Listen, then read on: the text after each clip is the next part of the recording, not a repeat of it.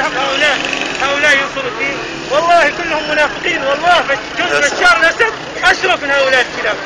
والله بشار الأسد لم يفعل مثل ما فعل هؤلاء. قتلوا المهاجرين واغتصبوا نساء المهاجرين. من أجل ماذا؟ من أجل ماذا فعلوا هذا؟ من أجل المال. والله يقتضوا مئات من ألوف الدولارات من جون كيري يتفتل بينهم.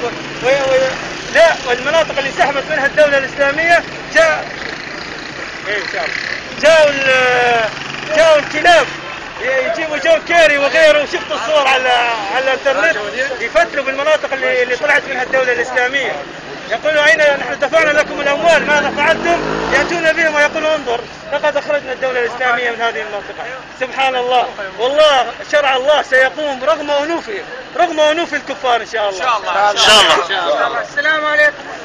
الله معك. الله يحميك. بارك الله.